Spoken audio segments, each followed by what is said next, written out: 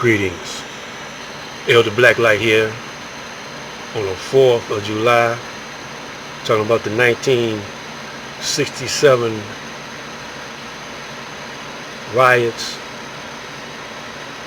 brief little war that the brothers and sisters had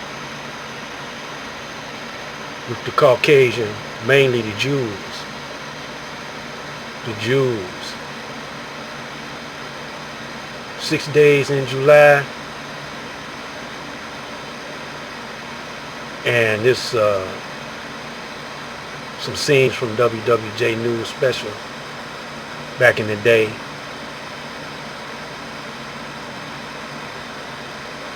But we want you to pay more closer attention to not the visual but the audio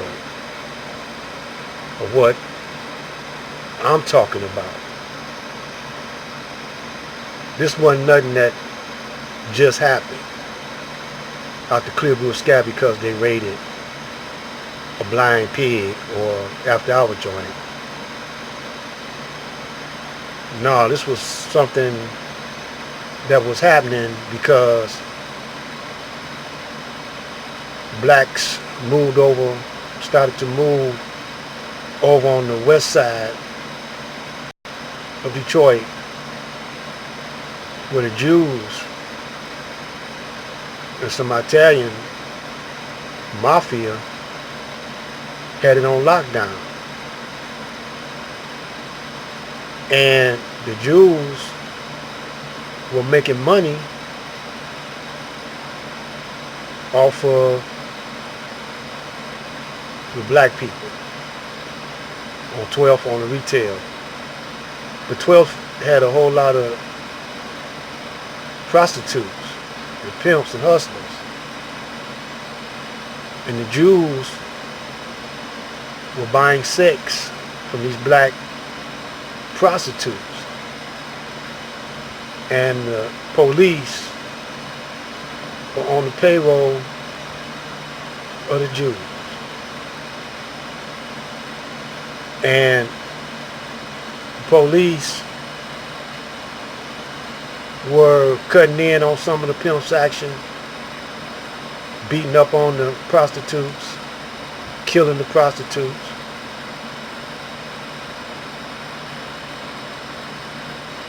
So the police started just hassling the residents.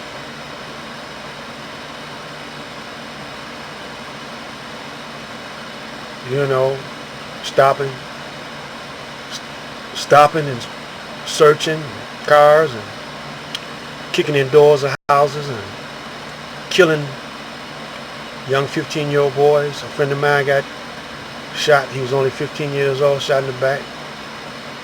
He was in my classroom, living in my neighborhood. And we started rebellion long before 1967. Way back in 1958, 59, 1960, 61. We were rioting at the schools. I gave you some illustrations on my previous video on some of the events that I was involved in over there on Finkel and Wildermere.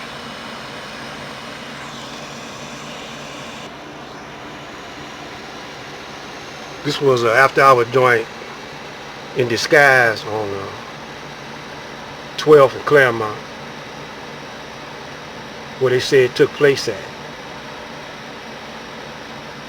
But they also said it took place at an after-hour joint on Linwood,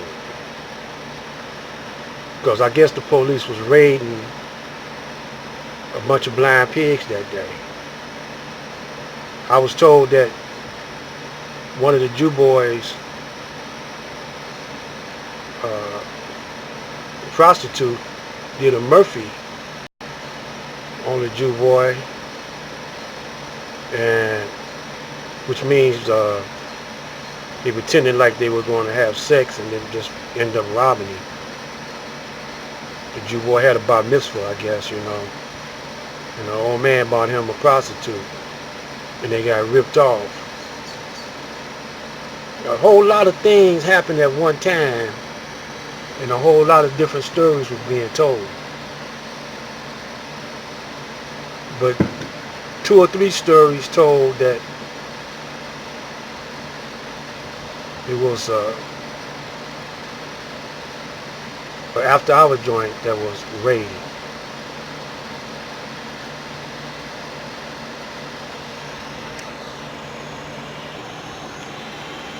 Twelfth Claremont is an old hood. Now 12th Street is now called Rosa Parks Boulevard, but 12th ran into Finkel. Finkel ran into 5 Mile.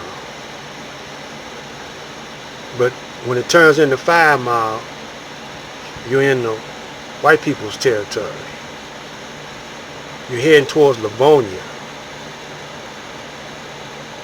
And when you go to the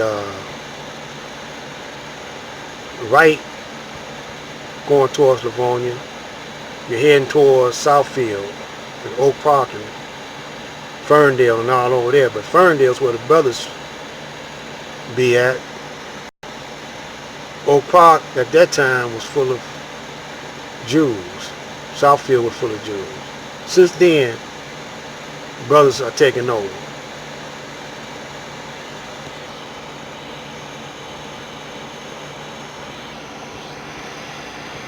One day, a scene like this one you see, may happen again. Even though they got a lot of brothers on YouTube that's damage control, gatekeepers, boule, everybody pointing the finger at everybody else, saying they're agents. But when you listen to my stuff, what I'm saying, I may not have the charisma that some of these guys have, but I got experience because I was on the front line all the time. I mean, when I was coming up, not only did I fight white gangs, and the Klan and the police, I also fought, you know, against brothers who wanted to shake me down, rob me, gangs who wanted to keep me on my side of the tracks because I couldn't see a girl, but I was the type of guy, I'll go and see her, you know. And then we had the riots. Then we had a whole lot of more different things we had to confront. Dope houses, shutting down dope houses. I was even working out at the auto plants, going out on strike, walking out, you know. I done been through it. All the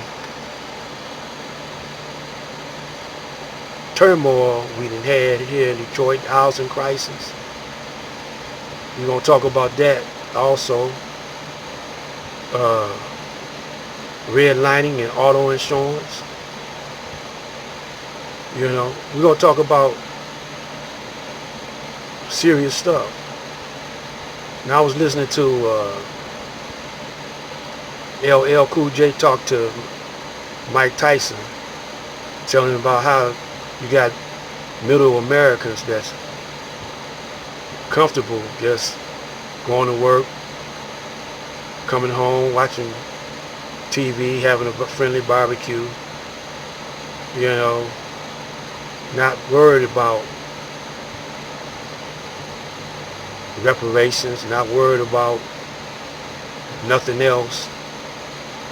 Is Trump gonna have a war? You know, they just maintaining their family. You know, they're comfortable. And then I was listening to another brother. I'm not gonna mention his name. They was trying to blame us the way certain people act on the spirit world, on the people on another dimension, sucking our energy out. People you can't see, the spirit world. We're gonna get into that too. And before my time runs out, I'm gonna debunk that spirit world stuff. Where did thought come from? Thought. How old is thought? What is thought?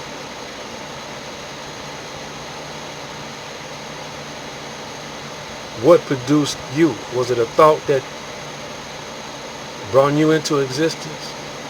Brought the planets into existence? What is thought? So, you know, all this makes up what we call man. And the one y'all say is God made man in his image. When you see the man, you see God. The word man means mind, M-I-N-D. What's in mind and what's in the brain are two different things. You can see the brain, but you can't see the mind. But yet and still, the mind is a part of man, or what we call part of the body of man. We need to get real deep with it, but we ain't gonna get too deep. We're gonna keep it simple. Mind is over matter. Mind controls matter. So spirits can't control your thoughts. You control your thoughts. So anyway,